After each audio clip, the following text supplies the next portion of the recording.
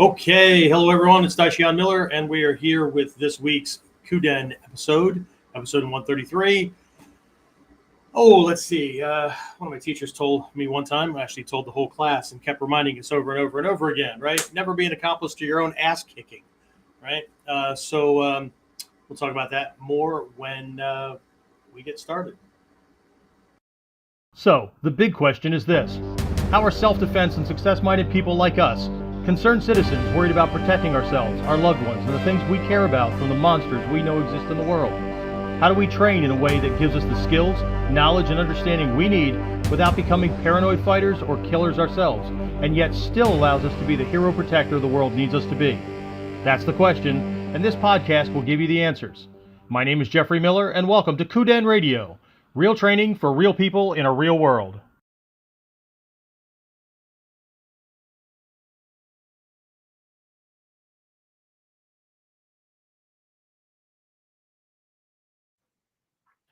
All right, not sure what just happened there. James is having a glitch on his side, audio wise. And James, did the sound from the video even come through on that? It did? Okay. Didn't come through on my end, so I don't know what's going on. All right, very cool. All right, so episode 133, and if you saw the little billboard or slide or whatever that we've had up for a couple of days now on the episode, right? We're going to take a look at today is some determining factors in the success or failure that we have. Primarily, I'm going to stick to training today, but this is the reality is this can happen in everything that we try to do, right? So this little lesson is pulled from our program Ninja Mind, which goes into, well, I'll read off some of these things. Let me just jump over the page here. Oops, wrong one. Oh, let's see. So you could also read it yourself, right? If you go to Online Ninja Academy, or no, I'm sorry, not that one. It's the old site, warriorconceptsonline.com. So warrior-concepts-online.com/ninja-mind-course.html. We'll make sure it goes in the stream there so that everybody can see it. And we'll make sure that it's linked below in the description area after we're finished with this and the recording is up on YouTube. But let's see. Let's just scroll down here a little bit. So this is a compilation and a condensation of things from the Nimpo Mikkyo, right? From our Mikkyo mind science training, but really put together minimal Japanese or some of this, Asian speak and whatnot. The Sanskrit's not there or anything like that. For folks that, they want to learn it, but I don't know, they might have some sensitivities or think it somehow violates their religion or whatever. It doesn't. But anyway, right? So within the Ninja Mind course, we're looking at things that would have been pretty common during the day or during that time, right? And stuff that was passed down, or Hatsumi Sensei's taught on this stuff in different ways, in different formats, maybe with different wording, but it's all the same, right? So there are these three views of reality. Most folks are familiar with the Taizokai and the Kongokai mandala, right? But there's this other thing, right? The Ninja's four observations, the three hindrances to success. Meditative awareness is the key to the path. The mind science of Nimpo Mikkyo, the secret knowledge, right? The role of ego and why it shouldn't be killed. Techniques for breaking free from the conventional wisdom of the masses. Other things like the five aspects, the reasons for failure, which we're going to focus on today. Three practices as cures. I'll talk about those a little bit. Just very briefly. Again, we're looking at a very high level, big picture view kind of thing, right? Enough to give everybody some things that they can go and work on. You want to dive much more deeply into it, it's going to take more than an hour and a half podcast episode to do that kind of thing, right? Which is, again, why we have the program. 7 characteristics of the enlightened mind, which is something that I teach on a regular basis, and 3 types of mindful awareness and directed intention, right? So anyway, there's a workbook, and it originally started out as a live 10-week course for people that really wanted to dive in to those kind of things. And it was recorded. So here we are. Get back over here to my screen. All right. So, yeah, we're still having a little bit of sound issues, but anyway, we'll just keep on going. So, when we talk about success, we talk about failure, we talk about these different things that can get in the way of getting not just the training, but the training and the skill sets and skill proficiency and things like that in a timely manner, right? One of the things I speak on quite often, whether I'm doing a presentation for, some medical or other business conference or something like that, when I'm speaking on workplace violence or, teaching in class or seminars or whatever, one of the biggest things I talk about is the fact that violence is random, right? From our perspective, right? From our perspective, it's random. We never know when it's going to happen, what it's going to look like, what skills we're going to need, and all that. So we want to make sure that we are, doing everything we can to not just learn what needs to be learned, but to speed up the process as quickly as possible, right? So within our ninja's mind science, right, within the Ninpo Mikkyo, there's a couple of different teachings that go hand in hand, right? There's one known as the three causes of failure. There's another one that has to do with the cure, right? And they match up, right? So as a matter of fact, for my long distance guys, I just did something on these things the other day, and I thought, you know what? Why not? We'll just make sure that everybody gets it so that it's usable. All right. So just need to bring up one more set of notes here so that I'm not missing anything that I wanted to make sure that everybody got. All right. So so I talked about these three hindrances to success. They're a part of it, right? They're all fear-based kind of things, right? Because ultimately, anything that we know we should be doing and aren't can actually be, if we go deep enough, we can actually find the fear, right, that is behind it all, right? We're afraid that something might happen, or we're afraid to do something, or whatever, right? If we have time, maybe I'll bring those up. The Sanaku, which is the three reasons for failure, and then the Sanriki, which is the three practices as cures. So I'm going to be bouncing back and forth between those two today. But the reasons for failure, right, is really where I want to focus, right? And so we all have to kind of do some soul searching, right? We have to be honest with ourselves. We can't, we can. You can always lie to yourself. You can cheat yourself. You can, whatever, right? You can come up with all kinds of reasons and excuses, but until you know where you are, you can't get where you're going. So it's like having a map, right? I could know that I want to go to Disneyland in California, right? Not to be confused with Disney World in Florida or Disneyland in Tokyo or whatever, right? I could know that I want to go there. But unless I know where I'm starting from, chances of getting there are going to be pretty slim, okay? Might I luck out? Sure, of course, right? But it'd be a whole lot faster and a whole lot more efficient when it comes to energy and resources and all that if I knew both sides of the equation, right? If I know where I am but don't know where I'm going, right? That's the big premise behind the Ninja no Hachimon course, right? How do you know that you're training in this thing, right?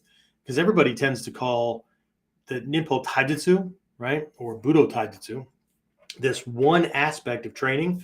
They just throw this blanket name, ninjutsu, on top of it. But are you really doing ninjutsu, right? I mean, anybody can practice any aspect of it, but that doesn't mean that they're doing the core thing, right? So, and that was actually our first program, the Ninja no Hachimon, right? So knowing what those minimum 8 training areas are, right? And as we covered this past fall camp, right, what would that look like in today's world based on the new technology, the way people fight, all that kind of stuff, right? But if you don't know where you're going, if you don't know what the target looks like, right? You know where you're starting. I don't know anything, or I know this or this or this martial art, or I know what I want to defend against or whatever, but I want to learn this thing. Well, what is that thing, right? So anyway, I'm going to just kind of read from this little blurb that I have in the workbook, the student training manual that comes with the Ninja Mind program, and then we'll take a look at these three reasons, right? Why we might not be either one, hitting our target, right? Two, not able to engage to even work on things, or three, that things aren't happening fast enough. Okay. So again, this is straight out of the workbook. In order to understand how we are to achieve success, we must first come to understand that which causes us to fail.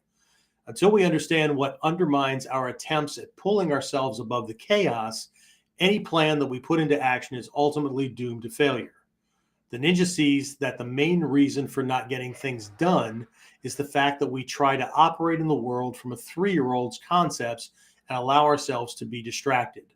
This distraction shows up in 3 distinct forms or ways that we and others can stop ourselves from achieving our goals. Okay? When I say others, that could be people, that could be experiences, it could just be life itself, right?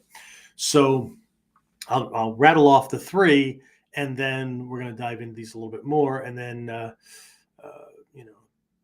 I'll wrap things up by tossing out the 3 practices. We're not going to dive into the 3 practices.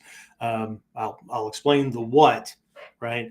But it would take a lot more in the way of teaching and study and reflection on your part and all that kind of stuff, right? To get the how, right? To really figure out, how much and what needs to be done. Okay, so let me just check in with James here and see if we're any closer to things. His mic is firing up, and I don't know why it's not popping across. James, can you do a sound test, and we'll see if anybody that's still on can let us know if they can hear us. You can hear me though, yes? My sound's okay. All right. Can you hear me? No, I don't hear you on this end, but that doesn't mean, because I didn't even hear the sound from the video when it ran, and I normally always hear that, so I'm confused. Maybe you are being heard, and it's on my end as far as not being able to hear anything. But that being said, it won't help if I can't understand you. Let's see. I'm gonna jump in here and look at some settings. Those of you who are watching live, or you might be watching the recording, I apologize if this didn't get edited out, but we've got to fix this audio thing here to make sure that things are what they're supposed to be. Hit my advanced options here. Let's see.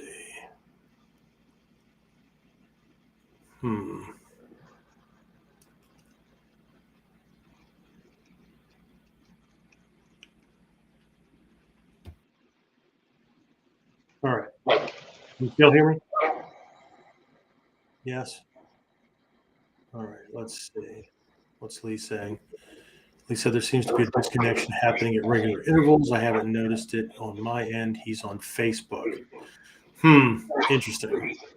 All right. Well, how about,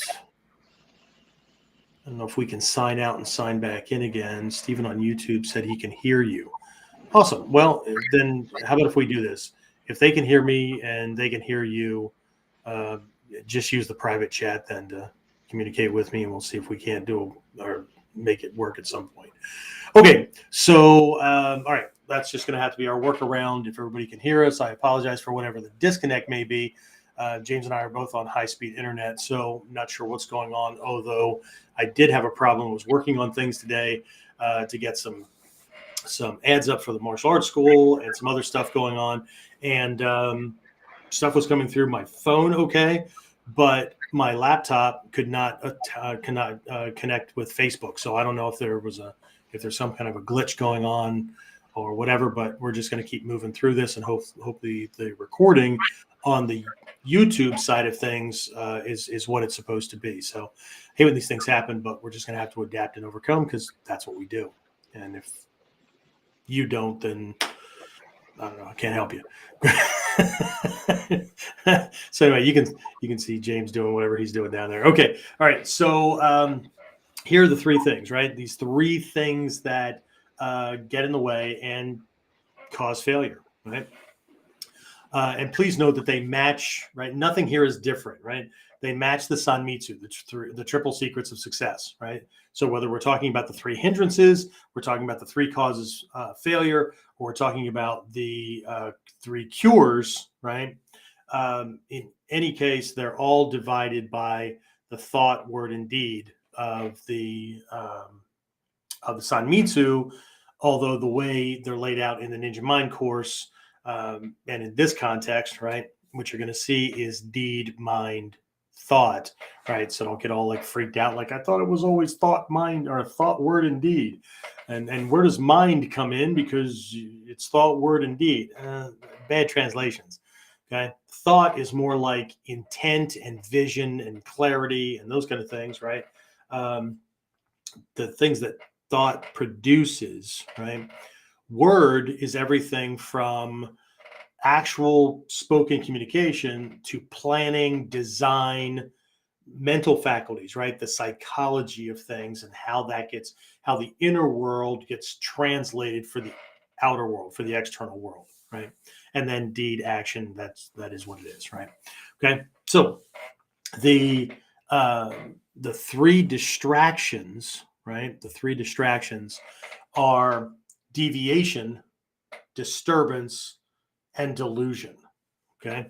So from the context of the physical realm, right? Deviation is what? It's getting knocked off track. It's hitting a fork in the road and taking, kind of the side road, right? Catch something, shiny, or catch something catches our attention. And so we take a little deviation, right? And then what can happen is if we catch ourselves, right, or after that little side trip is done, what do we have to do? Well, we can, if we know the map well enough, we might be able to reconnect farther down, but what are we missing, right? So most often what has to happen is we have to go back to the fork in the road, and then take the other option to make sure we're not missing anything, right? So deviation is the we're moving along and squirrel, right? So we just get knocked off track, right? Something else. And it's not that it's always an us thing, right? Although ultimately we choose what we're going to put our effort and energy into, right? But it could be everything from internally habit patterns, right? I can't not play that mind-numbing game, right? That I had a friend one time that, as a matter of fact, one of my teachers used to mention, he had to disconnect or uninstall, right? Something as simple as the solitaire game, because he would always find himself playing this game, right? And it was just, eating up time, right? So any kind of habits, right? Binge watching Netflix or YouTube, or, decide you're going to watch TikTok videos for 5 minutes, and next thing you know, it's an hour and a half later, kind of thing, right? And how often does that happen? So that's the idea, right? Could be that, or it could be life, right? My joke last week, or I don't know, a week and a half ago, right? We had a scare in my family because we thought my mom was having a heart attack, right? And so I live closest, and I'm the eldest, and I made sure she made it to the hospital, and I was there with her the whole time. They have to run all these tests, and they have to do the tests multiple times and all that. Turned out to be something that was non-life threatening, which is great. But at the same time, please don't take this as to be something cold or whatever, because both can exist at the same time, right? I chose to spend the time from a compassionate standpoint to make sure she was okay. But simultaneously, there were 6.5 hours that I'm not getting back, right? That I couldn't work on things that need to be worked on, right? And this is not an either or. They're both a reality, right? So how often do things like that happen where we, are moving along? Another case in point was today, right?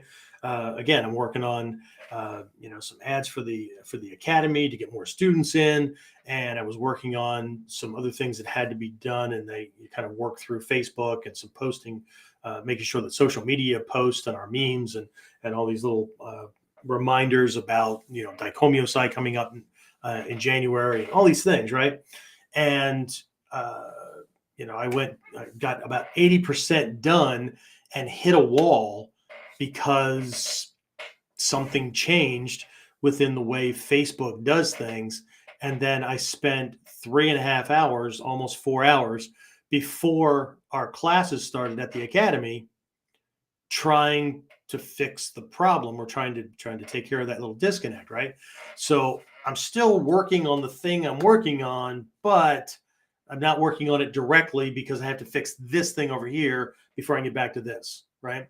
So, right, life can happen. All kinds of things can happen, but the point is deviation, right? We're supposed to be moving toward this goal, and we end up taking a side road, right? And it's not, sometimes it's a direct thing, right? It's a habit pattern. It's something we need to ferret out and we need to change, or we need to be mindful of so that it doesn't keep grabbing us and yanking us, right? Again, just like I mentioned at the very beginning, one of my teachers used to always say, never be an accomplice to your own ass kicking, right? And that could be anything from, stepping back into kama and leaving something open that you don't know is open, right? You're so focused on doing the kama right that you're not aware that the angle's off, or the guy you're working with is taller and therefore his legs reach farther, and you habitually leave your groin open. And even though the kata says he's going to do this other thing, yeah, the guy on the street would kick you in the nuts because, well, it's right there and it's open and he can reach it, right? So we need to make sure that, right, we're not the reason, right? But again, right, and I can't remember who said it. I just saw the quote not too long ago, that you can do everything right and still not make it because, right, life can throw things off. Okay, but again, to the greatest degree possible, and some of those things that come up in life, right, the deviation occurs not because the thing occurred, but because we choose to engage with it. Like with my mom, right? If I were a different person, had a different personality type, right, I would have let the ambulance and the doctors take care of things. I didn't need to sit there, right? I didn't need to go and be support and make sure things were taken care of and ask the right questions and all that, if I were a different personality type. But I made certain choices, and there's always concessions. There's always a trade-off, right? If I choose one thing, then something else doesn't get that energy or attention, right? And so we make those choices, okay? And sometimes you don't have a choice, right? Like these folks that, were hit by hurricanes or wildfires or whatever is going on, right? You deal with what you have to deal with, right? But again, this is about mindful action, right? Mindful living, right? Intentional living. So from the action standpoint, from the deed standpoint of the Sanmitsu, right? One of the things that can cause failure, or at the very least, prolonging how long it will take to get from point A to point Z, right, is deviation, right? We can make it knocked off track, okay? The second one is disturbance, right? And this is mental, okay? it doesn't mean that we're mentally disturbed. Right? Not in that kind of case, right? What it points to is that we're not operating from a standpoint where we're in control of our own mind. And what it really comes down to, especially in the very beginning, is if we're not in control of our mind, then our mind is in control of us, right? So the very first thing that happens in the Buddhist world, Hindu, whatever, right, in this Asian philosophy kind of world, when it comes to meditation, is gaining control of our minds, right? So we typically start with a Zen, or what's known in Tendai Mikkyo as Shikan, right? Where we're stopping the thoughts, right? That doesn't mean that we like nothing is happening. Of course, your mind makes thoughts. It comes up with ideas, all kinds of things, right? But it's the non-attachment to them so that we're not distracted by them, okay? So disturbance is where either we're not thinking clearly and we can't hold on to the step by step kind of thing that needs to happen, or we can't go for hours or days or whatever focused on a singular thing, right? So disturbance happens, whatever, and deviation happens or whatever, right? We get bumped off, and we just, our natural state is to come right back to that path and keep on going. Okay. So there's terms for it by the masses, right? Being anal, being obsessed, being, whatever. Okay. Absolutely. Right. Call it whatever you want, but I'm so focused on this thing getting done that nothing else matters. Right. I got to tell you, and maybe you experience this as well. When I am fully engaged in getting something done, eating and going to the bathroom, the most natural things, are a friggin' nuisance. Sleep is a nuisance, right? It's just, and I know I need them, right? You need all those things, right? But they're a nuisance because they're pulling me away from this thing that I'm trying to get done, and it's minutes wasted, okay? I know B personality types are like, dude, you got to take time for yourself, right? They're the same ones that convince you that, and these things really piss me off, right? The things online that they just jack your mind, right? Like, it's okay that you got knocked off, man. Like, everything comes in its time. No, it doesn't, right? If you don't put any effort or energy into things, nothing happens, right? That's the reality, right? Things just don't fucking show up at your door, okay? And if they do, what? You had an Aunt Minnie that died and willed you something. That's luck. That's whatever, okay? Cause and effect. Everything, all effects, all objects, all people, all whatever, right? They're all caused, okay? So, right? Like everything in its time. Bullshit, right? Everything does have a time, right? But it's not like you don't have any influence over it, right? It happens when you get all the things together, and nothing out there was big enough to keep it from happening, right? Because again, you could do everything right, and right, still doesn't happen. But could be genetics, could be a whole bunch of other things, right?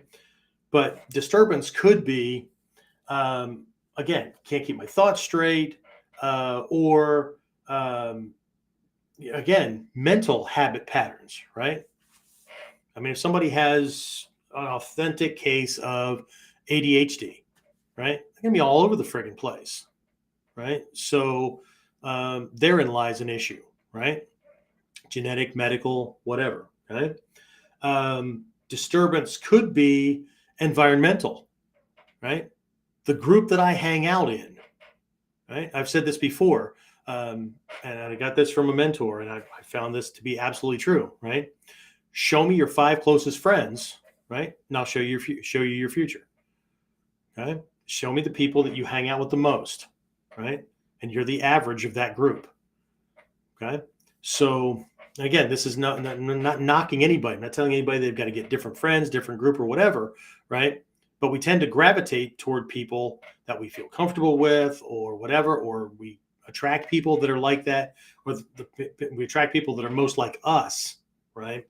And right, so are you going to work on this thing, or are you not, because they invited you out to dinner for the fifth night out of the week, or bowling, or to binge watch Netflix, or to spend all night, right, chatting back and forth across 5 different platforms, right? I saw somebody the other day that posted online that they couldn't believe that they just spent 5 hours chatting with the same person on 3 completely different platforms all at the same time. That's disturbance, right? I mean, you guys can't stay in one place. I mean, I get it that you just realized that, but how many other people were you chatting with on those separate platforms at the same time? Right? Not you, but you get the idea, right? That would be my question to that person, right? Or environmentally, right? If I'm in a place, let's say I'm in a house, I'm in a living environment or whatever, that was very much like when I was growing up, right? Screaming and yelling and arguing all the time and all that kind of negative energy and all that kind of stuff, right?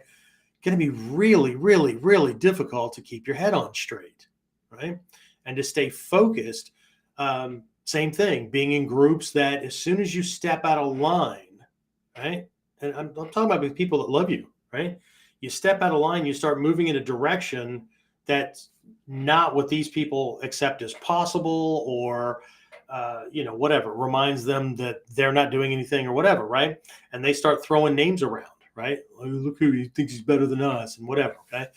You're going to get a chance to read Will Smith's biography that he wrote either during or just after he was in the Fresh Prince of Bel-Air, right? About the kind of resistance and things like that he faced just growing up, right? And trying to focus on getting into music and his music career and acting and all that kind of stuff, right? And the number of friends that either dropped him or, the name calling, I mean, I can't remember if they actually physically came to blows that way, but threats and all kinds of things, right? So the environment and, the people that you associate with and all that, right? Which is why in Mikkyo, right, when we take the Sankhye, right, the triple refuge, right, there's the one of those is to take refuge in the Sangha, which is the group of fellow practitioners and teachers, right, who are all on the same path. That's the great thing about a dojo, right, having a dojo family. No one else in your life is ever going to understand you and your desires and your connection to martial arts, this path or whatever, the same as other people on the path. They may accept that you do it, right? They may allow it, roll their eyes, whatever, think that you're crazy, but they're going to let you do it, right? But no one, right, is going to understand the hardships, the confusion, all that stuff, right? They're just not going to get it, right? So, when you have frustration because of deviation, right? And I remember it was a year and a half one time because I was in military service, and the deployments and just stuff, right, that prevented me from being able to take leave, right, to go be where my teacher was to do training. A year and a half, right? I mean, it was so long that the first time I saw him in a year and a half, he looked at me, hey, you doing? Wow, I thought you quit, right? Which was a huge punch at the time, but I could see now as a teacher myself where, he didn't have any other knowledge about that kind of stuff. I was remiss, right? I could have written, right? Stayed in touch, right? Asked questions, those kind of things, so that he would have known that I didn't drop off the face of the earth or get blown away in one of these little freaking countries that I ended up in or whatever, right? But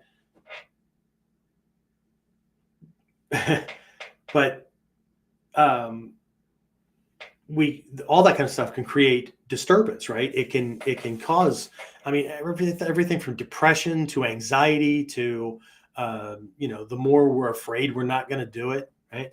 I don't know if you've ever done anything like shoot billiards or bowling. I don't know how popular that is all over the world, but I remember one time I was a teenager and I was in this one group, and we formed a bowling team just as an activity and whatnot.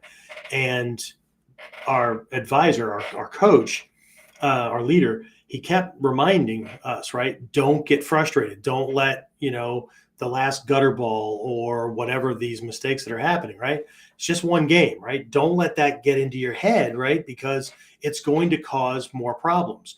And sure enough, over time, the more pissed off somebody would get, the more anxious, the more fearful they would be about the next ball and making the same mistake or whatever. Sure enough, the more mistakes they made, right? And they just fed the crappy game, right? In a self-defense situation, we can't let that kind of thing happen, right? We get tagged, right? Getting angry or being afraid, either one, right? That we're going to get hit again, right? We let those kind of things control us, right? It just creates more disturbance, right?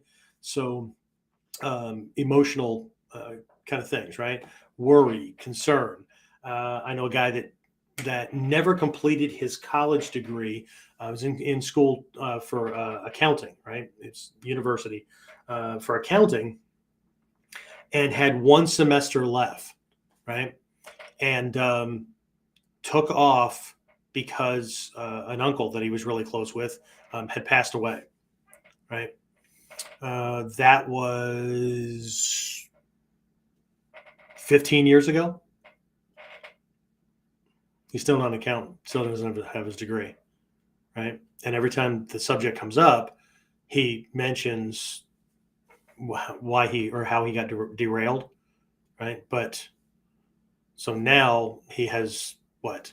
He has anxiety, he has remorse, he has guilt, shame, all those kind of things. All that stuff is disturbance, right? Anything that mentally throws us off our game, okay? Deviation is anything that physically has us doing other things, right? The activities of other things other than this thing that we want, need, whatever, okay? So deviation matches the physical side of things in the Sanmitsu, right? Disturbance is all the psychological stuff that has us not focused, right? Just blows us in the wrong direction, right? And then the third one is delusion, right? Not illusion, delusion. Illusion is something that happens outside, right? That you look at, right? So illusion is things that the world creates, okay? Like a good magician, right? Tricks you, right? Of course, he tricks you because he knows how this works better than you do, so he's able to use that, right? Delusion is us tricking ourselves, okay? A lot of you might be familiar with this character, Fudomyo. He's often associated with the ninja, right? It's this character that he looks like he's surrounded by flames, but the flames actually, like the way the teachings are written, they pop off his skin, right? And he looks demonic. So a lot of folks in the Western Judeo-Christian arena, right, tend to associate that with a demon or demonic or hell or whatever. But it's actually an aspect of enlightenment, right? It's the aspect of ourselves when we have to be, I mean, it's a wrathful aspect of enlightenment, right? So to make things happen the way they need to happen, right, for positive benefit, often things have to happen that aren't nice, right? Martial arts and self-defense training, for example, right? Okay. If we don't move out of the way at the right time, we're going to get hit, right? Well, maybe we control those things so we don't get hit. Well, then how are you ever going to learn, right? Because we as human beings learn faster from negative circumstances than we do when everything is great, right? So, but anyway, right? So flames popping off the skin, that's a representation, a symbolic representation of intent and passion and energy and this damn it, let's go kind of attitude, right? Let's get it done, that kind of thing, right? In his right hand, he holds a sword, right?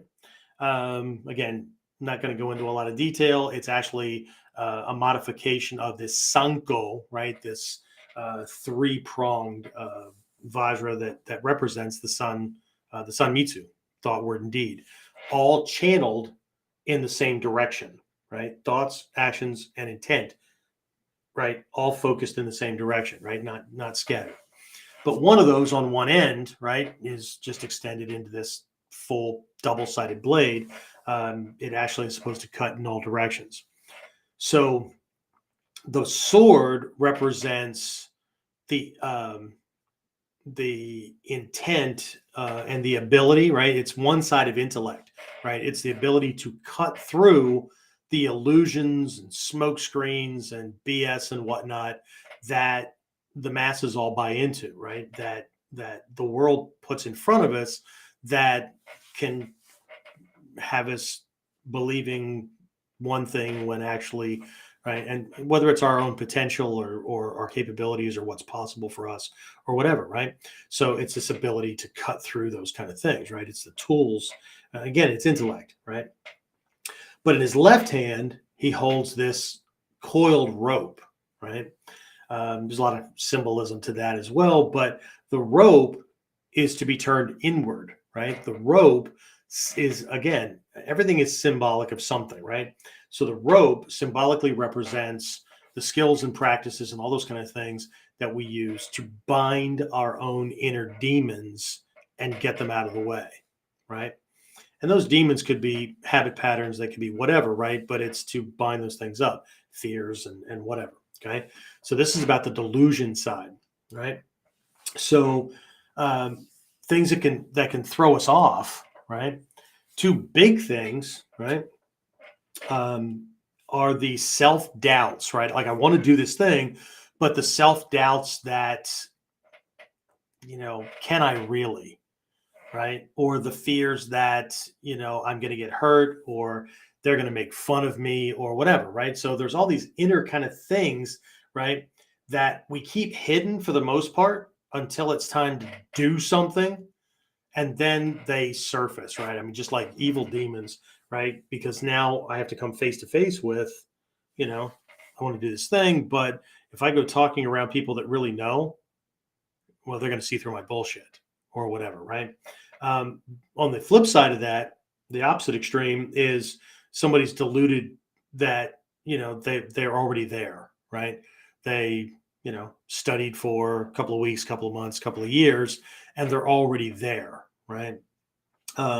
Or they could just intellectually study it, watch a bunch of YouTube videos, read some articles or books or whatever. And so they understand, right? So they're not going anywhere, right? And in the Mikkyo, this wheel of life kind of thing, right? These 6 realms, these different personality types, right? They're in the God realm, right? They already know all the answers, right? People within that state of mind, they're not going anywhere, right? And there's other subtle aspects of this, right? But delusion is believing something to be so that isn't, right? Believing that the stuff I choose to study, like I'll do these things that I really, really like, but I don't really need to do those things over there, right? I'm not going to admit that I'm afraid of them. I don't like them, whatever, right? So I don't really need to do those, and I can still make it. It's kind of like the person that buys the get rich quick program off the infomercial in the middle of the night, right? And here's this thing, this person that's selling the program, right? Put together these 27 steps that they took to get to this, multimillionaire status or whatever. So the person gets this and looks at it and goes, okay, I'm going to do this. And then they look at it and go, number 9, number 17, number 22 and 24. Yeah, no.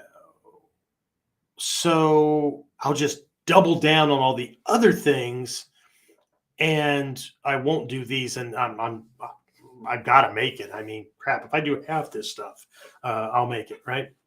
And then, of course, they don't because 9, 17, 22, and 24, whatever the hell numbers I counted, right, were absolutely essential to making it, right? It's like students, we have internet training, right? And still people won't train, because dojo training is best, but they don't have a dojo where they live, and they won't get in their car, on a bus, a train, plane, whatever, and go to a teacher to train in a dojo because for whatever reason they can't. Well, why the hell not? Well, because they have these beliefs, right? Delusions are about beliefs. They have these beliefs about these things that hold them down. They have these beliefs about their own capabilities and potential. They have these beliefs that tell them that the state they're in now is the same state they're going to be in a week from now, a month from now, 6 months from now, a year from now, or whatever, right? They may speak out loud differently, but they operate as though, right? So delusion is, convincing, thinking or believing or whatever. It's viewpoint, right? Thought, word, and deed. It's our viewpoint about ourselves, our potential, our ability, the way the world works, what's possible for me, all that kind of stuff, right? So, or about the goal, right? And our clarity about it, or our ability to attain it, or whatever, right? When the rubber meets the road, these things start to become evident. And those who can see that piss those people off because nobody wants to see the facade pierced, right? And James knows because he sees he probably sees my emails before I see them, right? But the number of people that throw hate and vile and all that kind of crap because there's certain standards that students have to go through, right? And nobody likes to be called on their bullshit, right? Except for those people who get used to calling themselves on their own bullshit, in which case they're all ears when somebody else, mentors or people within that sangha, within that group, right? That's there for their benefit, right? Calls them on it. Okay. Oh, shit. Okay. I didn't see it. Right. So anyway, the three things, the three prime, and this is right. We're talking stuff that these lessons are well over 2,500 years old, right? So we go way past proven and time tested and all that kind of stuff, right? Okay. So, and even behind them, right? We're not going into the three hindrances because the three hindrances are based on the fears that create a lot of these other things, right? The fear of doing, the fear of acting, right? Is one of those things that create deviation, right? Because, we go to do that thing, right? You imagine me having the fear of talking to people, and then I'm going to actually enroll people when they come into the martial arts school, but I can't form a straight sentence without stuttering or, without always saying things the same way. And I'm not really listening to them. I'm just so much in a hurry to say my thing that what I'm really telling them is we don't have what you're looking for. Right. Just so there's the fear of doing, there's all this stuff. Right. So anyway, deviation is anything that has us physically engaged in activities in the world that will not lead us in the direction that we need to go. Okay. I'm not sure if I shared it or I just saw it the other day, because we have all these things that are just like everybody else's. Right. But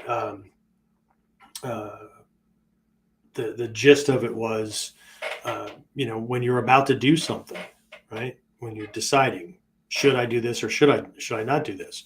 The question is, well, does this serve me? Does this serve to move me in the direction I want to go?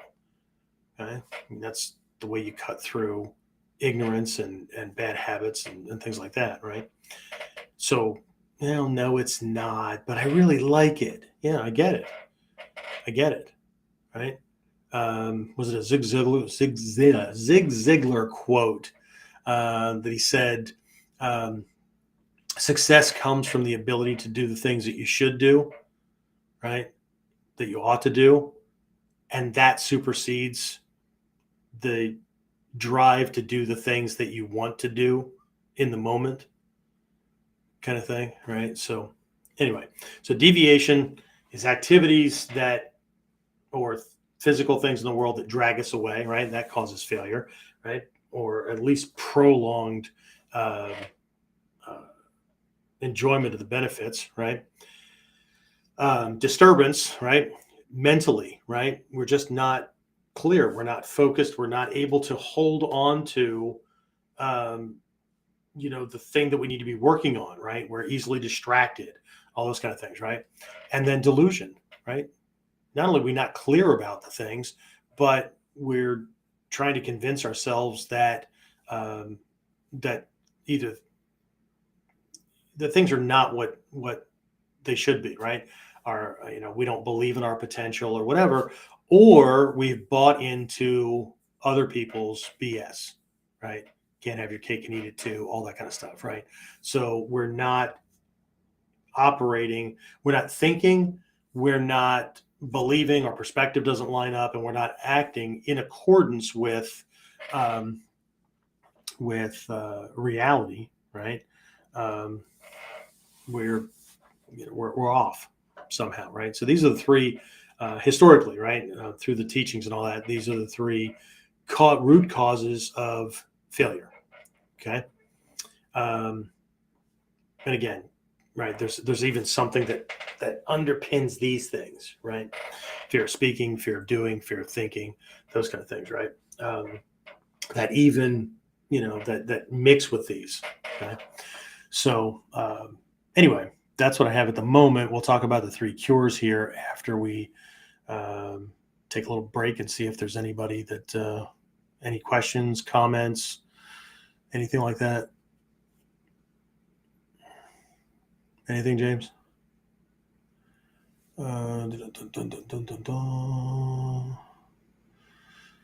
Let's see, from Lee, deviation similar to the business concepts of opportunity costs, question mark. That's one type. That's one way that it shows up. Yeah. So all of these things are opportunity cost. Here's something that I've come to absolutely believe to be true. It doesn't have to. You don't have to believe it to be true, right? But I believe that this is a byproduct of the self-esteem movement. Okay, started in the mid to late 70s, where everybody's a winner, right? Everybody can do whatever they want, right? If you want something hard enough, you can get it, that kind of thing, right? And it's not true. And this goes into everything from disturbance, because disturbance and delusion could be genetic. It could be the cause of an injury, right? I remember having, after I had that accident back in 2007, right? The doctors all thought that my short-term memory circuits were like permanently damaged. And it took, 7, 8, 9 years or something like that to get back to close to what was then normal before the accident, right? My neurologist, after seeing me do these little tests and all that, and he could see the physical damage that had occurred, right? And the processing and all that. But what the test showed was that I was normal, right? I was operating the way the test showed I was operating the way everybody else operates, right? And it was frustrating as hell for me. And what he said was that he really wished he had a baseline of what I was like before the accident, because if I was that crippled and registering normal, then what the hell was I like before that, right? As a result of the training and the lessons and all those kind of things. But either way, there's no nice way to say it. I had brain damage, right? What happened was I had accident-induced ADD. Okay, so the circuit that's in front of the short-term memory, right, got screwed up, right? So the filter that keeps you from being overwhelmed from all the shit that comes in all at one time from the world, right, just wasn't functioning properly. So my short-term memory was getting overloaded, and then my brain would just lock up and just go, duh, right? I'm driving down the road, knew how to drive, knew who I was, knew how to operate the vehicle, whatever, and all of a sudden, like have no clue, right? It was a type of amnesia, had no clue where I was going or why. And I mean, it's quite a shock to the system to just be completely lost, right? So I didn't lose control of the vehicle, anything like that. All that was operating just fine, right? But just suddenly have no clue. I knew where I was, location, environment, right? I knew which way I was heading, knew what highway I was on, all that, right? No clue where I was going or why. Right? So based on things like that and just taking other things into consideration, that these nice little frou-frou, woo-woo kind of statements, that are designed to make everybody feel good, right? Instead of maybe helping them find things that actually fit their abilities, right? And this is not a putting a cap on people's abilities, right? But we can't ignore aptitude, right? Intellectual potential, right? How far can I go, right? IQ kind of measures those kind of things, right? EQ, right? Emotional quotient is your ability to bond and connect with other people, right? Work ethic, right? Some people are just freaking lazy, right? You could do all the work for them and just have them sign a piece of paper, right? And they won't. Right? So work ethic, all these kind of things, that go into success, right? Remember when the movie The Secret came out, right? And it was like, if you just envision this thing and want it bad enough and hard enough and whatnot, right? You can make it happen, right? When the reality is that thing, right? That activity is the first of 13 steps that have to be done, right? So, but everybody wants to gravitate toward the least, the thing that has the least resistance, right? It's the least involvement, the least energy expenditure, whether it's time, money, effort, whatever, right? They want to gravitate there and then hope that, and then get pissed off when it doesn't really happen, right? Kind of like when people are going to work out, right? They'll work around to figure out which exercises, right, require the least number of reps, the least number of times, or whatever, right?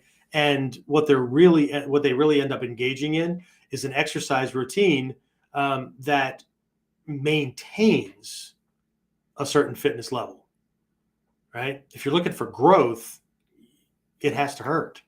It's just the way we're designed, right? You have to break the muscles down to convince the body to build the muscles back bigger and stronger than they were, so that the new thing that you're doing becomes easy, right? But if you're in a growth-based exercise system or whatever it is, right, you have to keep every workout has to feel like the very first one, so that the body keeps growing, right? You can hit a point where, okay, this is good for me, and then maintain, right? But that's what a lot of people do with their lives as well. Okay. They hit a point where, okay, this is good. Right. And then what they do is they convince themselves that they don't need the rest of it. I really don't need that. Okay. Okay. But let's not convince ourselves that we're as successful as whatever, okay. We're successful in different ways, but okay, it's not the same. That's why I have a problem with people that use words like equality and equity and things like that have this idea of value or whatever behind it. Right? Value is subjective, right? Equality, right? Well, we all want to be equal. Never going to happen. Okay, never going to happen. And this is not about putting people down or lifting other people up or accepting that abuse and corruption and whatnot doesn't exist. No. Right? People want different things. Okay. That's why I'll always be about, we all have the equal ability for the pursuit of happiness and things like that. Right. but you go and make everything equal. What you have to do is cripple those who have more, or have worked harder, or have a higher aptitude, or whatever, right? To make up for the ones who, one of my favorite thing in the university realm is, right, just go up to everybody that has a 4.0, right, and say, well, it's not really fair because you're not, you're double the guys that are making 2.0s, right?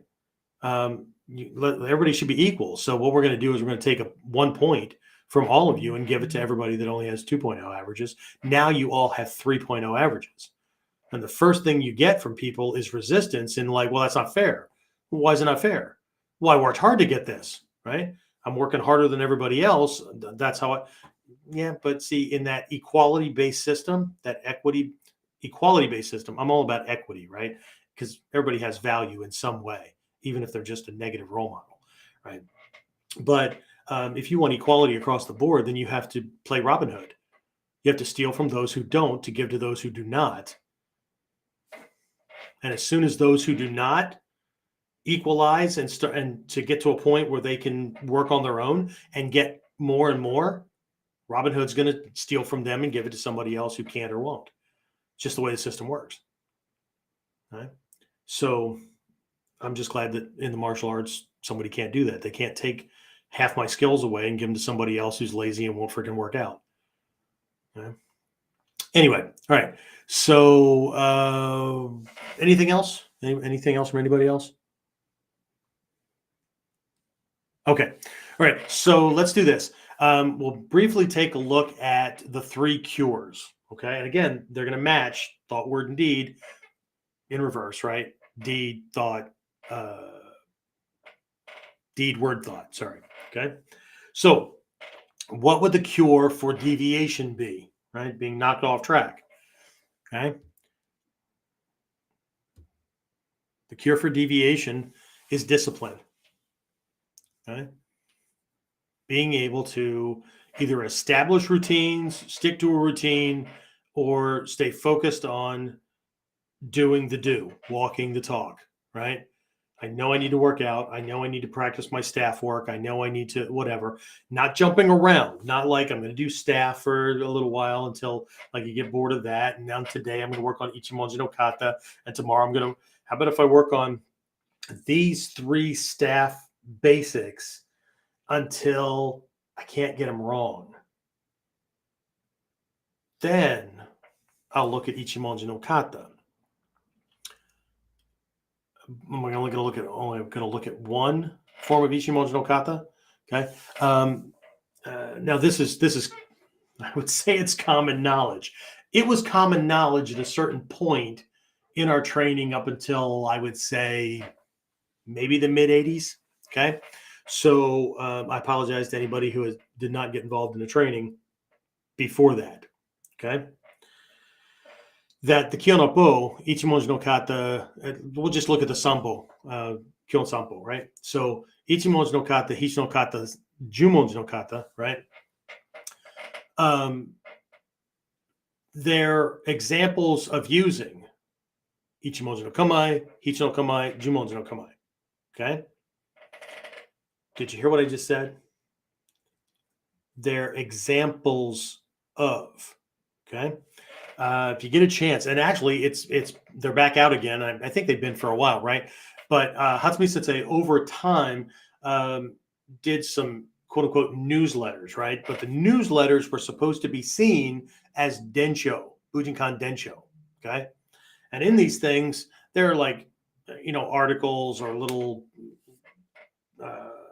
they're all lessons, but they might center around certain people making fifth dan, and there's a lesson buried in that article, or like Nagato Sensei or whatever doing an article or 3 on the Kyonapo. There was one called the Koppo of the Kyonapo, right? But anyway, right, because there was the Koppo of the Kyonapo, there's the Kokuro, the heart of the Kyonapo, that kind of stuff, right? One of the newsletter series was called Sanmyaku, okay? Another one, I think this one predates Sanmyaku, was called Tetsuzan, right? Tetsuzan means Iron Mountain. Okay? It's one of Hatsumi Sensei's martial names. Okay. I just bought another copy off of Amazon. They're available, hard copy, not very expensive at all, right? So, and the chapters are actually the individual editions that came out, right? So now Tetsuzan was written, those not episodes, volumes, issues, right? Way back. Okay. So, and you'll be able to see by the pictures that are in there, right? But in one of the articles on the Kanapo, you'll see how we, the old timers, right, were introduced to this stuff, because most people today think there's only one way to do Ichimonji no Kata, and everything else is a henka, right, of that one official model. Same thing with Jumonji no Kata, same thing with Hichi no Kata, right? But in the article, right, these things are outlined, right? It'll give the tempo, right, and it gives the grabbing attack defenses, right? And they're named differently, right? But anyway, it says Ichimonji no Kata, or Ichimonji no Kamae, Ichimonji no Kata techniques using Ichimonji no Kamae. Techniques with an S, because the Kyonapo principle was always implied, right? Hichi no Kata, right? So there's an example under that one, because the way the scrolls are written, I mean, these things were written pretty much the way the scrolls are written. So things written out, techniques using Ichimonji no Kamae, and then there's one line that has, Uke does this and you do X, Y, Z. So often, right, what people do is they'll look at that and go, we'll see that, oh, that's the one right there. Except that's an example of one of the techniques with an S, right, for using Ichimonji no Kamae, right? So same thing with Hicho, same thing with Jumonji, whatever. The word is techniques with an S, not technique, like one. Okay. Again, people will gravitate toward the minimum effort needed to get what they think they should be getting. Okay. Minimum effort, minimum expenditure. What's it going to take for me to feel like, look like, act like I know this stuff, right? So anyway, so activities, right? If I don't want to be pulled in how many different directions, right? Then the cure for that is discipline, right? The ability to say no to anything that is unreasonable, that will pull me in multiple directions, that will take more time than I'm willing to whatever, right? And self-discipline is the most difficult, but the most powerful, right? Yes. Okay. I'll go to dinner with you guys tonight. Okay. As long as we're not going to be out past 8 o'clock. Okay. I haven't got my workout in today. Okay? Or I've got things, James, how many times have I said we need to end a meeting by a certain time because I need to get dinner and I need to get stuff done, right? I got online stuff to work on. You've done the same thing, right? Where we've got, and we're constantly setting deadlines, right? And I'm just a big fan of, if we need to get something done, like, hey, like, what's your week like, or whatever, right? What do I usually say? Can you meet it Friday before classes start? Because that's when he normally comes in, or Saturday morning. Which one works better for you? Saturday, great. Can we do 8 a.m.? Right? Because I want to get it done sooner rather than later, right? Because speed to execution, right? Okay. So discipline, right? Do I want to get up extra early on my Saturday, whether I'm teaching that Saturday or not? No. Okay. I like to sleep just like everybody else. But the more I do it, at a certain point, enough is enough, and I'm not getting other stuff done. Right. So do I need sleep? Of course I need sleep. Right. My body will let me know when I need it. Right. So anyway, right. And I'm up in the air about people with different rituals and things like that, because saying that you have to do something before you can do anything else. Got to get my morning meditation in. I got to get my jog in. I have to get my 15th cup of coffee. I have to whatever. Well, shit. Huh? What else do you have to do before you get to the stuff that's actually going to produce the results you say you want? Anyway, so discipline is the cure for deviation. Okay. The cure for disturbance, remember, it's all mental. So it's meditation. Okay. Meditation, and I had this in my different meditation programs. It might even be in Ninja Mind. I think it is when we're talking about the that part of getting things straight, right? That practice. There's three basic types of meditation. There are, God, countless variations of them. And there's ways to combine them, but there's three basic types of meditation that match the three primary functions of mind, right? Because meditation is both, when people think of meditation, right, they think of this practice, right? Zen type or visualization or whatever, right? They think of the practice, okay? But English, again, is really crappy at translating these things, okay? Meditation is the practice, but meditation, right? Because in the Noble Eightfold Path, right? One of those things that we're to be mindful of to control our lives, minimize or eliminate suffering, and maximize success, positive results, and all that kind of stuff, right? Is right meditation. Sometimes people say right awareness, right? What the hell is that, right?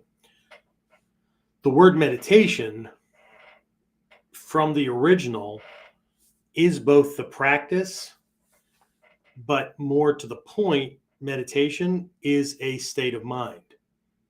So what state do we need at the moment? Do I need to be focusing on something at the exclusion of all else?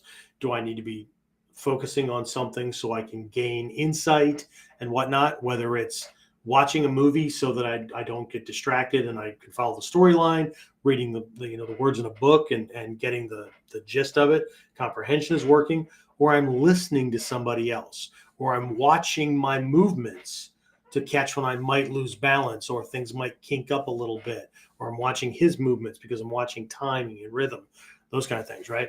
So meditation, okay? Meditation at its core, right, is disciplining the mind, right? So that you're in control of your mind. Because again, and I can't tell you how many meditation masters have told me the same thing. Sometimes the words were different, but the lesson was exactly the same, right? If you're not in control of your mind, then your mind is in control of you, right? And your mind is made up of nothing but habit patterns. Okay? So, right? If we're not mindfully aware of what we're doing and we're not mindfully aware of the thing that is the target, right? Then we're often going to make choices that don't move us in the direction we want to go. They don't serve us. They serve in the moment for pleasure, seeking pleasure, avoidance of pain. That's child mind, right? In Mikkyo, the Kukai, the founder of the Shingon school, had these 10 levels of mind, 10 levels of, not really, there are consciousness, but there's these 10 levels, and they're it's about the transcendence and the progress, right? You have the animal or goat mind, right? And then followed by the child mind, right? And it just keeps going from there, right? So, but the child, right, is only going to do things that feel good. It's going to cry or scream or kick or fight or avoid that which is non-pleasant, right? Oh, shit. Think about your martial arts training. Who the hell wants to be the uke? Right? Or as Takamatsu Sensei used to say, who in the right mind wants to be up at the crack of dawn, training outside in cold weather, in chafing armor, in wet grass, right? When everybody else in the village is still in bed, sleeping, spooning with their honey, right? But somebody has to. So anyway, so meditation, right, is the cure for disturbance, right? And then delusion, right? The cure for delusion, we could use the word wisdom, right? I really like the word discernment, right? Knowing what's really right and appropriate for what we're doing for the moment, whatever, and what's not, regardless of feel good, feel bad, neutral, whatever. Okay. So it's being very, very clear about the goal, right? Very clear about the steps that need to get there, very clear about the steps in between that produce each of those bigger steps, right? And recognizing my abilities. I mean, I could run around and try to do everything. I've already done that within school, trying to do everything, right? But it just works better if I do, if I use a different skill that I ended up developing, and that's identifying people who have skill sets or whatever, really good people that have the passion and really want the school to succeed and all that kind of stuff. And they also already have a really good skill set in a certain area that I can either use as an advisor or that can actually take some of the task work off my plate and run that part of it, right? Well, shit, now I'm using leverage, and I'm not only maximizing my own time, but I'm leveraging and maximizing their time. So, I mean, all these things are Kuji related, right? This is breaking the bonds of time and space, right? By having a team where we're all interconnected, working on the same thing, right? But we all have our own strengths and direction and whatnot, right? So anyway, right? So the three cures, again, passed down, right, for I would say 1600 years, because that's what we're looking at from the Vajrayana Mikkyo kind of thing. But this stuff it all predates that, right? 25 plus 100 years for the earlier stages of, I don't like to use these words because in the West, people start to compare religions and things, and it just throws everything off. Again, it feeds delusion, right? Ignorance and delusion and all that kind of crap, right? But 25 plus 100 years from the foundations of the things that directly produce Mikkyo, but there's over 1,000 years behind that of things that came out of India that predated all this other stuff. So just, anyway, right? So these three cures to the three failures, right? And also these three cures get applied to the three hindrances or the three fears that end up, helping the three failures to do their thing, right? So anyway, I thought instead of just doing a discussion about what my teachers said, did, what training was like beforehand, whatever, I'd make this an actual teaching episode. So hopefully it was valuable.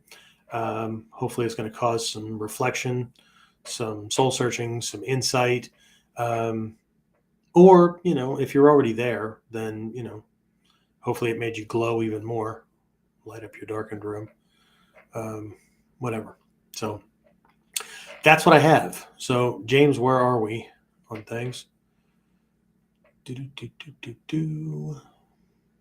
Questions, comments, complaints. As always, I see the numbers rise and fall. Nothing else has come in. All right, awesome. Okay, well, awesome or not awesome, it is what it is, right? Okay, so let's do this then. I'm working on, I was going to have one of my friends on next week, but I'm not sure if the schedule is allowing for that or if it's going to have to be the week after. So I'm ironing out the schedule, talking to two people at the moment. Well, I guess that looks like four, right? Two people at the moment, right? To start the ball rolling. And again, the new kind of series, quote unquote series, for the folks that are listening audio wise, I just made air quotes, right? it's not going to be like an every show kind of thing, but I do want to bring in some of the quote unquote old timers, right? The people that have been around for a long time. Some are still doing Bujinkan Nijutsu. Some have taken it, from, they went to a certain point, didn't like the way things were going politically, whatever, within the organization, whatnot, right? But are still helping people in many, many ways in what we might call a modern Nijutsu context or whatever. Me, I'm on that middle path, so I pull from one and do the other and all that kind of stuff, right? So, and then other ones are more closely tied in, whatever. But I thought it'd be cool that every once in a while we do this thing where it's like a host co-host kind of thing, and come at it from that direction, right? So as soon as I have dates locked in, I will make sure that stuff gets posted on the KUDEN podcast Facebook group page, as well as going out to the email list. On the YouTube side, we'll post a little blurb in the communities tab, that kind of stuff, right? But otherwise, if you really want to stay connected, you really need to get in on the get on the mailing list, the email list, and check your damn email, right? I know, like, everybody wants to text everybody. Again, minimal effort, right? Because it's just quick, right? I mean, it plays into why people get pulled around by their freaking nose hairs in the political spectrum and all these kind of beliefs, because, who wants to read a whole freaking article or listen to a half an hour or an hour news show when all I have to do is need to read the headline and maybe the bullet points. Okay. Yeah. Because that provides context and all that kind of stuff. Right. So, but I think it's an old Chinese saying. It might've come from somewhere else, but somehow it's stuck in my head as an old Chinese saying, that the way someone does anything is a good indication as to the way they do nearly everything. Okay. I'll give you, for instance, this morning, I was getting gas in my car, and this municipal vehicle in this little town that I was in near the school just comes zipping through this parking lot, pulls into a parking spot and a half, we'll call it, right? And hops out in shit for clothes, right? Shoes are all torn up, pants are all baggy, right? Sweatshirts torn and all that kind of stuff, right? Hops out and just I don't know, meandering's too nice of a word, right? Into the store to get whatever they were getting, comes back out, right? Hocks a loogie on the ground, hops back in the truck, backs out, right?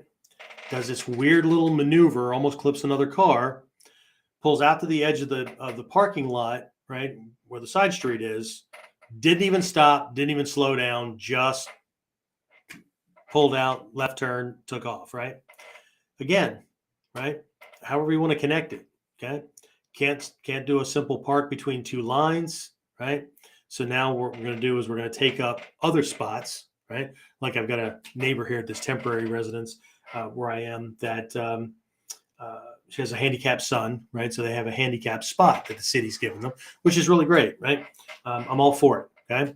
It's about 25% bigger than everybody else's spot, okay? But she parks in that one and a third of the way in the spot behind her, okay? We have 3 businesses interspersed between the houses along this street and not that many parking spots, okay? So she gets a dedicated parking spot. Anybody else that parked in her spot would get a ticket, okay? But what she does, she parks in her spot and a third into the next one, right? So either you have to try to figure out how to get in there because, legally they can come along and ticket you for not properly being in a parking spot, okay? Or you waste this space, and then these other businesses who have patients coming in, so one's an orthodontic surgeon and one is a physical therapist, right? And they have parking lots, but they're kind of small. It's in a residential area, and then they have their little spot, right? So again, right? We would get ticketed if we parked in her spot, but she's free to park in her spot, which is bigger than everybody else's. Can't hit that one to save her ass in that, and then taking up other things. Because, what? Anyway, so again, the way someone does anything is a good indicator as to the way they do nearly everything. Okay. So part of this whole path, right? Whether we're just doing it from the martial side, there's discipline, right? If you want to be like the teacher, you're going to have to they give you an out. Either one, have to do everything the teacher did to get where the teacher is, and probably some extra because the teacher might have had some natural proclivities, right? Or you do that same thing, but you find a teacher who's lower on the skill level, more slovenly, or whatever, right? Or less whatever, okay? You find somebody that's closer to an example of the amount of work you want to put in. Those are the choices you have, okay? People leave churches for a lot less. I don't like the sermons the pastor's giving. Oh, well, apparently you assume yourself God, so right, you're only going to go to church if they tell you what you want to hear. Why bother? Okay, I'm only going to study with a teacher who teaches me what I want to learn, or is nice to me, or gives me rank when I think I deserve it, or. And when I say you, I'm speaking in the third person, depersonalizing, that kind of thing. So don't take it too personally, right? Because we're all enlightened, so couldn't possibly be any of us, right? So anyway, that's it. That's what I got. Still nothing else? Okay.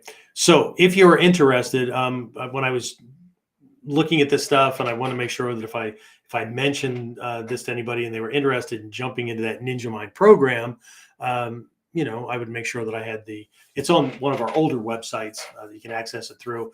The landing page now is secure through the Online Ninja Academy program, but I'm just going to point you to the old one because I don't know that we have the information page moved. But in so doing, I realized that the special pricing that's on there is still the one that was coming out of post-COVID. So there's this huge discount on the program, but it is what it is, right? So if you're interested in taking a look at least what's in it, right? I did just put a deadline on it, right? So at this point, got about 41 hours remaining on it, but it is at warrior-concepts-online.com/ninja-mind-course.html. James, I don't know if you can toss that into the feed there so people have it for the moment, or we'll just put it where it needs to go afterwards. But either way, you take a look at it. Again, that was originally a 10-week live program where students would work on 1 to 2 of these topics per week, and everybody had weekly assignments and all that kind of stuff. Now it's just a 10-module program, but you'll get a chance to get both the core lessons and the interactive comments and questions that came in as a part of it, which just increased everything. So, and of course, if you get it, you also get some email coaching and all that. So if you have some confusion or issues or whatever, you can always shoot me an email and ask questions. And if you really get stuck, right, it's just my nature, right? We can always hop on a Zoom meeting or something like that and do a one-on-one, and I won't charge anything extra for that as long as you're in the course.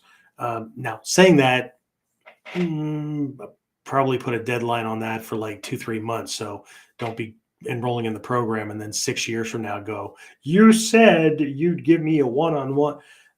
Yeah, no. Okay. So if you're enrolling now, and I'm expecting people to take take action now. So that's it. All right. Link is in the comments feed on YouTube and Facebook. Excellent. Fantastic. All right. So let's do this. Let's just wrap it up, and I will talk to everybody again next week. And in the interim, I will try to get the schedule up for guest instructors and all that wonderful stuff. Don't forget Ninja Mind course. Probably by the end of this week, no later than next episode, that whole page will be cleaned up. It'll be moved. The tuition is going to go back where it belongs on that. And yeah. And also one last little shameless plug for Daikomyosai, which is coming up January 6th, 7th, and 8th. Hopefully I'll see some of you guys in on that.